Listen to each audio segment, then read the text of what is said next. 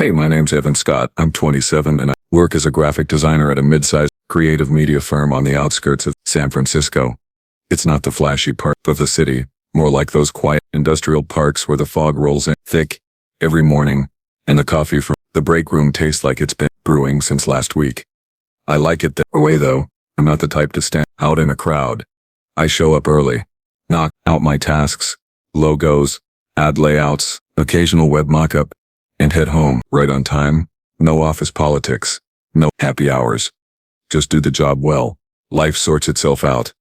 That's my motto. My boss, Madison Parker, is the exact opposite. At 31, she's the head of the design team, sharp as a tack, with this effortless command that makes everyone snap to attention. She's got that polished look, tailored blazers over slim jeans, hair always in a sleek ponytail, and a sense of humor that's unpredictable. One minute she's cracking a dry joke to ease the tension in a meeting. The next, she's giving you this subtle smile that makes you wonder what she's really thinking. We've worked together for about a year now, and while she's tough, she's fair. She pushes the team hard, but I've never felt like she was playing favorites. It was a Thursday afternoon when things took a turn I didn't see coming. I was hunched over my desk, fine-tuning the last details on a demo for a client pitch. The office was buzzing quietly, keyboards clacking, someone laughing in the conference room. I had my headphone on, zoning into some ambient playlist, when I felt a presence behind me, turned, and there she was, Madison, leaning slightly over my shoulder, close enough that I caught a whiff of her perfume. Something clean and citrusy. Evan, she said, her voice low. She didn't want the whole floor to hear. I pulled off my headphones, startled. Yeah, she glanced around quickly before leaning in a bit more. You free tonight? The question hung there for a second, catching me off guard. Madison wasn't one for small talk outside of work stuff. We didn't chat about weekends or hobbies. This felt personal. Probably just heading home for some ramen and Netflix, I replied honestly, shrugging. It wasn't a lie. My evenings were pretty routine. She pursed her lips, like she was weighing something. Then nodded. Perfect. Come over to my place, for dinner. I'm trying out a new recipe and could use a taste tester. Her eye flicked to mine and there was a flicker. Cause of something. Nerves, but it vanished so fast. I figured I imagined it. Why not? Thought it was just dinner with the boss. Maybe she was trying to build team morale or something. Sure, I said. Sounds good. She smiled. That quick, enigmatic one. And gave me her address before walking away, her heels clicking softly on the tile floor. That evening, I didn't overthink the outfit. A simple button-up shirt, dark jeans. Nothing flashy. No cologne. No tie. I wasn't trying to impress. This was casual, right? I hopped in my old Honda Civic and punched the address into my GPS. Led me to a peaceful residential neighborhood about 20 minutes from the office. Tree-lined streets. Spacious homes with manicured lawns. The kind of place where people walk their dogs at dusk, wave to neighbors. The fog had lifted, leaving a golden haze from the setting sun. I parked on the street, grabbed a bottle of cheap red wine I'd picked up on the way as a polite gesture, walked up the driveway. Madison's house was nice, modern, but cozy with wraparound porch and warm lights glowing from the windows. I knocked, and she opened the door almost immediately, wearing a simple black dress that hugged her figure just right, her hair down once. Hey, come on in, she said, stepping aside. The smell hit me first, roasted garlic, herbs, something savory baking in the oven. But as I walked into the living room, my stomach dropped. This wasn't casual. The dining table was set impeccably. Crisp white tablecloth, flickering candles, a bottle of wine already decanted, and sitting there, waiting were two people I definitely hadn't expected. An older man with silver-streaked hair and a stern expression dressed in a pressed shirt. Beside him, a woman with a kind smile, her hands folded neatly. Madison, parents? What the hell? Before I could process it, Madison slipped her arm through mine, pulling me closer with a familiarity that made my pulse spike. Mom, Dad, she said, her voice steady, but with an edge I hadn't heard before. This is Evan, my boyfriend. The word landed like a punch. Boyfriend. My mind blanked. I stood there frozen. Her mom, Mrs. Linda Parker, beamed and stood up, extending her hand. Finally. We've been dying to meet you, Evan. I'm Linda, and this is Douglas. Shook her hand on autopilot, forcing a smile. Nice to meet you both, Mr. Parker Douglas just nodded, his eye scanning me from head to toe like he was appraising a used car. No handshake, no warmth, just that piercing gaze that said everything without a word. Who are you and why are you here? Madison's grip on my arm tightened just a fraction. In that moment I got it. This wasn't a joke or a mistake. She needed me to play along. For whatever reason, I was in the middle of this now. My heart hammered, but I didn't pull away. Instead, squeezed her hand back, hoping it came off as reassuring. As we sat down, the room felt smaller, the candlelight casting long shadows. This dinner was anything but what I'd signed up for. We sat down at the table, and for the first few minutes, it felt like any awkward family dinner.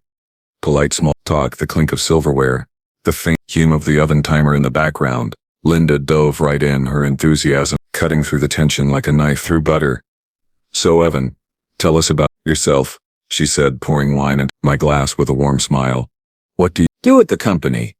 I glanced at Madison, who nodded subtly, her hand still lightly on my arm under the table. I'm a graphic designer, I replied, keeping it simple. I handle layouts, branding stuff, mostly digital assets, for clients. Oh, how creative.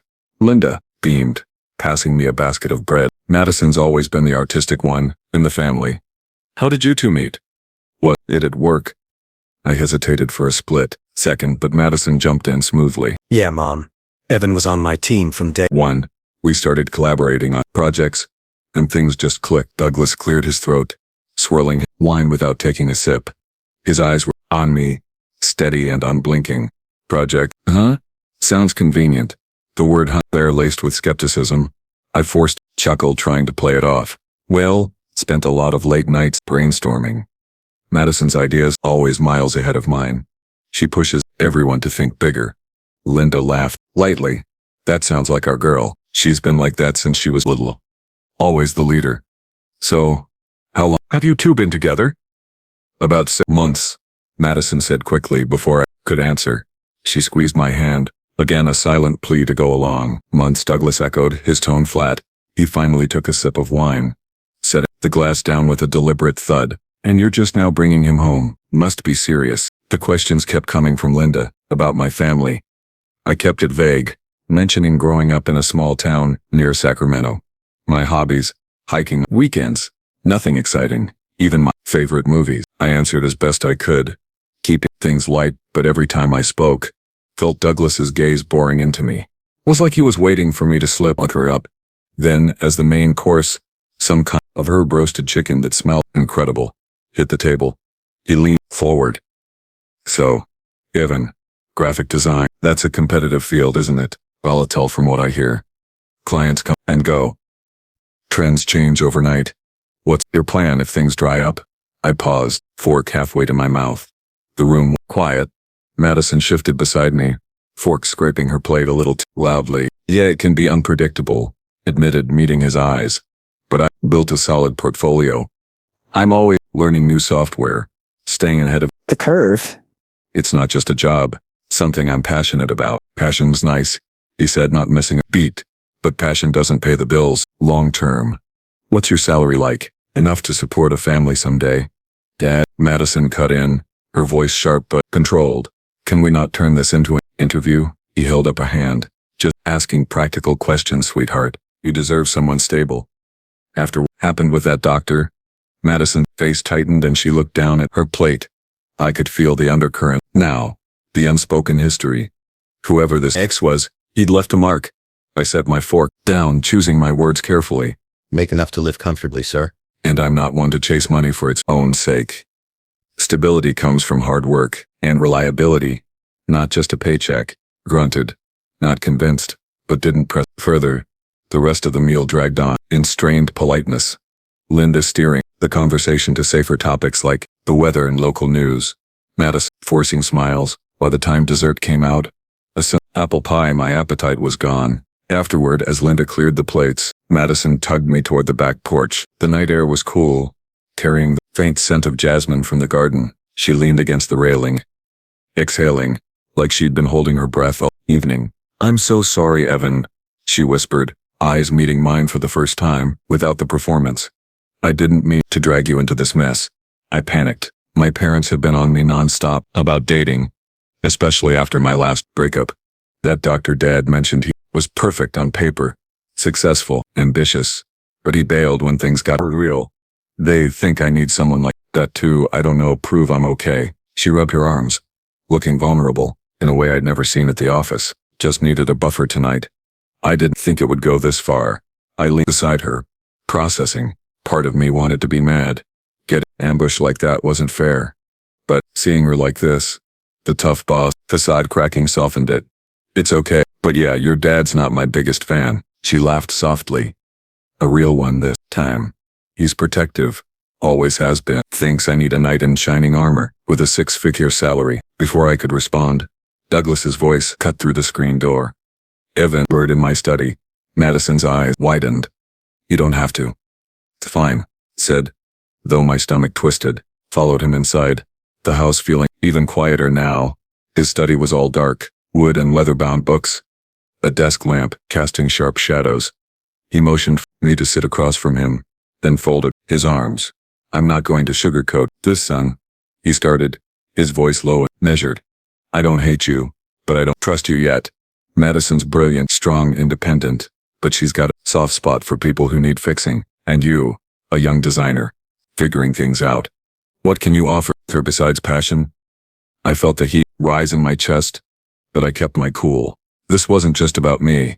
It was about proving something to him, and maybe to Myself. Sir, I said evenly.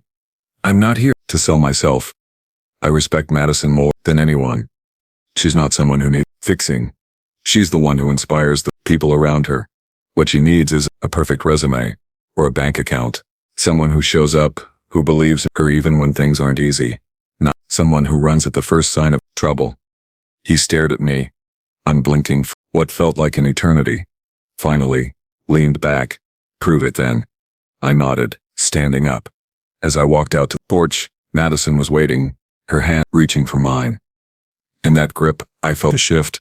This wasn't just pretend anymore. It was real, and it was complicated. The days after that dinner blurred into something I hadn't expected.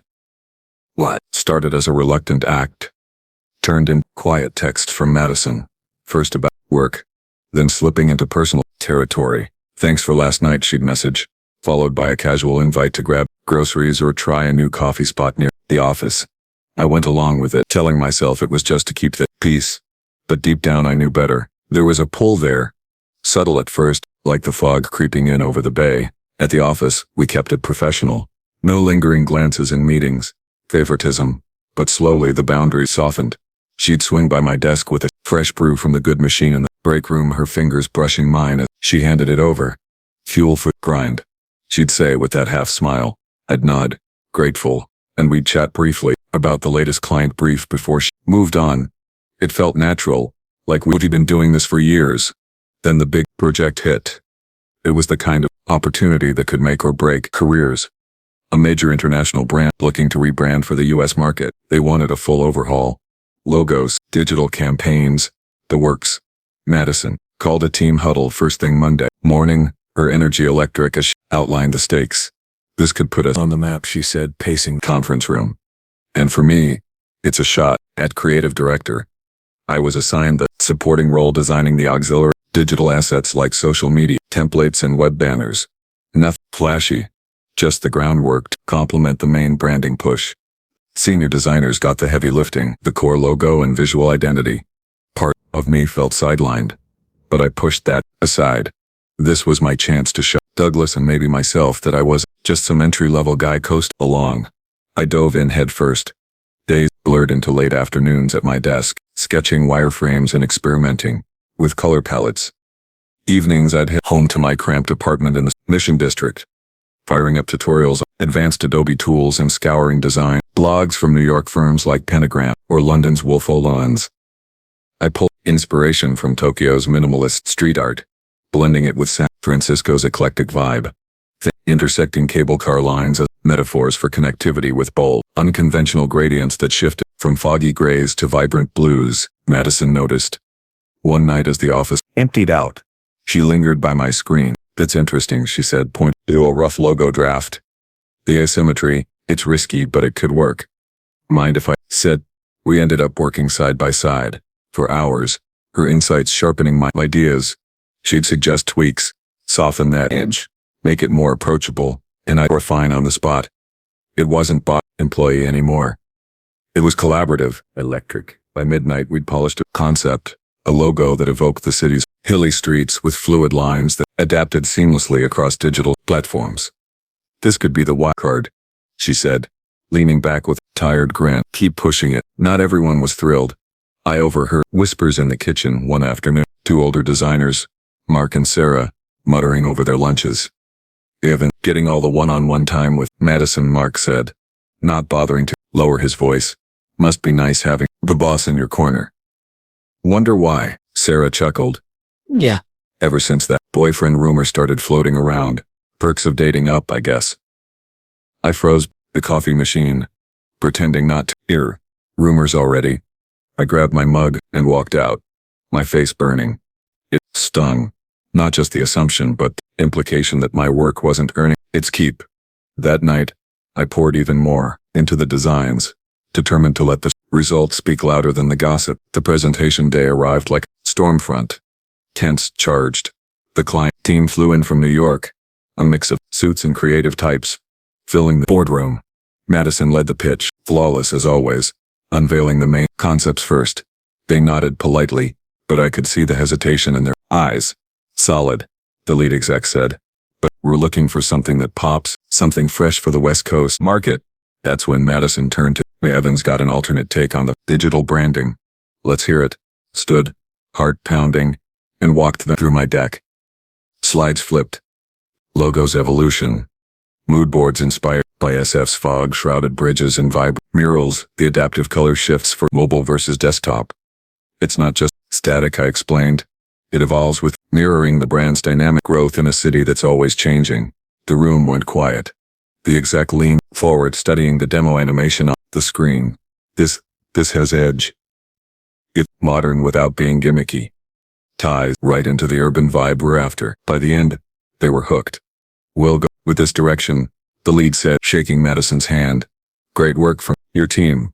Especially that logo pivot. The office erupted in cheers once they left. Madison pulled me aside in the full way, her eyes shining. You nailed it, Evan. That was all you. She sent a company-wide email that afternoon. Shout out to Evan Scott for clinching the win with his innovative designs. This project's a game-changer. Proud of the team, we celebrated with pizza and beer in the break room. The chatter buzzing around me. For the first time, the senior clapped me on the back. No whispers in sight. But the real surprise came later. Douglas was there, lurking in the corner, as an investor who dropped by for a status update. He caught my eye across the room, his expression softer, not approving exactly but less guarded, a subtle nod, and he was gone. As the party wound down, Madison and I slipped out to the parking lot. See, you proved it, she said, bumping my shoulder, shook my head. We did together. In that moment, the complications from the dinner felt distant. This wasn't about faking it anymore. It was about building something real. One challenge at a time.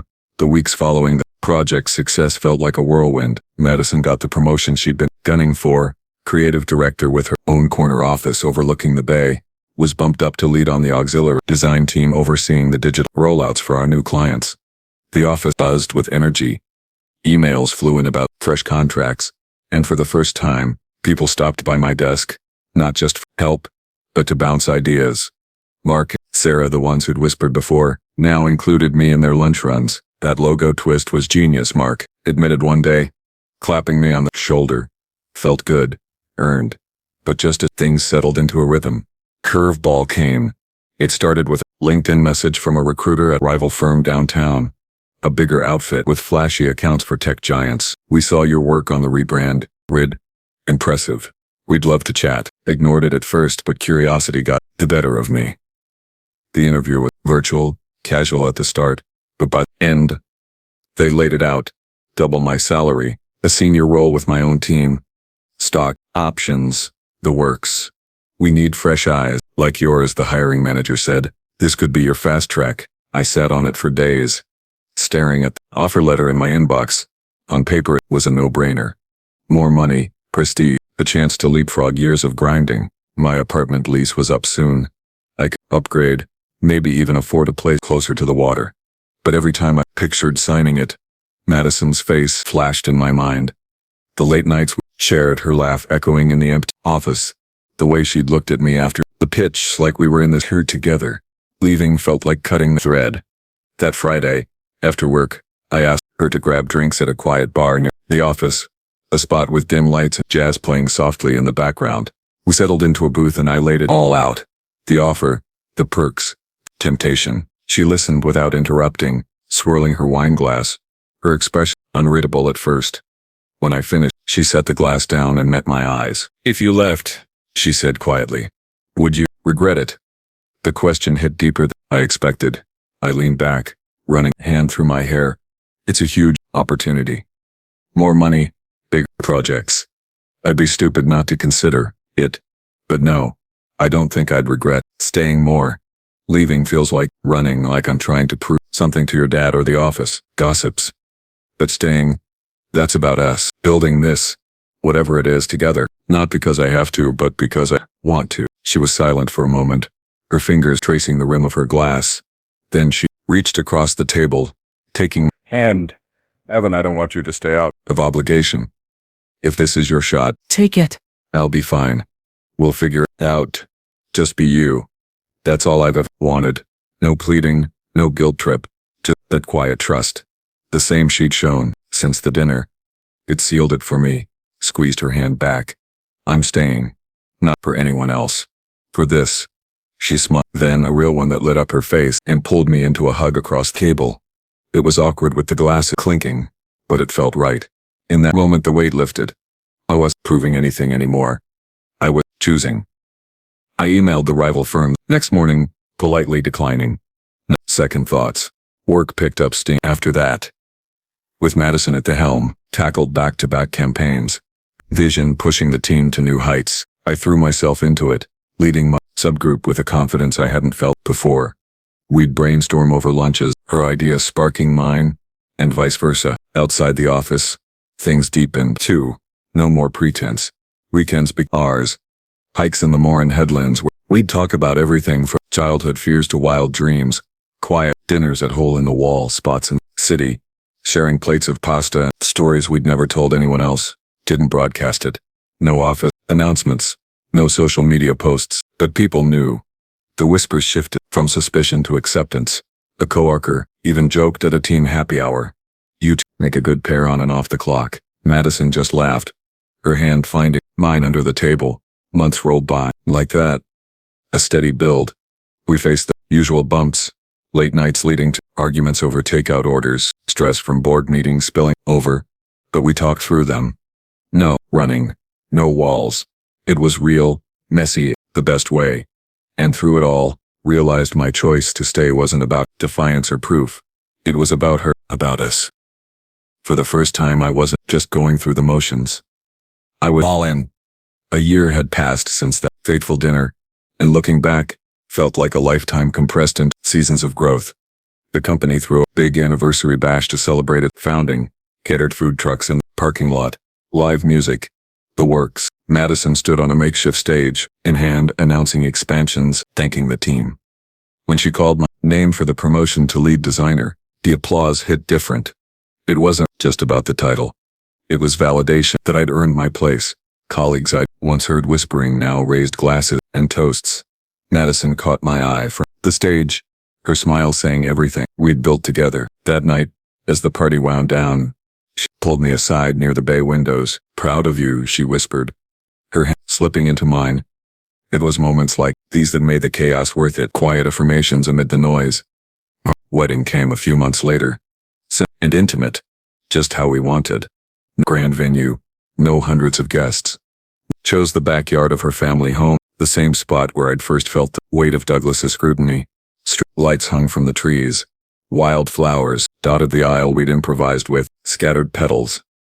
About 50 people, friends, a few coworkers, her extended family, gathered under the California sun as it dipped toward golden hour. Madison walked down the path in a flowing white dress. Simple lace at the edges, her hair loose with a few blooms, tucked in. No veil, no drama. Just radiant and real. Her eyes locked on mine. I stood there in a tailored suit, heart pounding like it had that first night. But this time from joy. Shock. Linda beamed from the front row, dabbing her eyes with the tissue. Douglas stood tall beside her, his expression softer than I'd ever seen. The ceremony was short. A friend officiated, sharing stories of how we'd met, the sanitized version of course, and how we'd grown through challenges. We exchanged vows we'd written ourselves. Mine promising to always show up no matter the storm. Hers vowing to trust in the quiet strengths we discovered in each other. Rings slipped. On simple bands, nothing flashy. Just like that, we were married. At the reception, under a tent with tables laden with grilled seafood and fresh salads, Douglas stood for a toast. Crowd quieted as he cleared his throat, glass in hand. When I first met Evan, he began, his voice steady, but laced with emotion. I didn't believe he was right for my daughter. I saw a young man, still finding his way, and I worried. Madison deserved the world. Or so I thought. He paused, glancing at us. But over this year, I've watched him stand firm. Not with words or flash, but with actions. He didn't just talk about support. He lived it through projects, doubts, everything. Evan, you showed me that true value isn't in titles or bank accounts. It's in resilience, honesty, and the quiet faith you place in someone else. His eyes misted as he raised his glass. I'm proud to call you family. To Madison and Evan. May you all choose each other. The applause swelled, but I barely heard it. Douglas approached afterward, placing a hand on My shoulder. I meant every word, he said, gruffly. Then, in a gesture that sealed it all, he took Madison's hand, placed it in mine, his own eyes rimmed. No more tests, no more doubts, just acceptance. As the sun set, the band struck up a slow tune, and we hit the makeshift dance floor, Madison in my arms, her head on my shoulder. We swayed under the lights. Thank you, she murmured, for staying through the questions, the pressure, everything. I pulled back just enough to look at her, grinning. Thank you for tricking me into that dinner. If you hadn't, still be that quiet guy at his desk too, scared to chase what he wants. She laughed, the sound light and free, pulling me closer. We danced like that, for what felt like hours, the world fading to just us. In the years that followed, we built our life brick by brick. A cozy house in the hills outside the city. Weekend exploring the coast. Careers that challenged us without consuming us. Didn't rush into kids. Maybe someday, but for now it was enough to have each other. A partnership where flaws weren't deal breakers, just parts of the whole. Douglas became a surprising ally, offering advice over family barbecues, his sternness giving way to grandfatherly warmth and time. Looking at Madison now across our kitchen table, or in the glow of a sunset drive, marvel at how far we've come. That one white lie at dinner sparked something real, a love that didn't need perfection, just persistence. I'm grateful every day that I chose to stay, not to prove a point but to build a life. In the end, that's what mattered.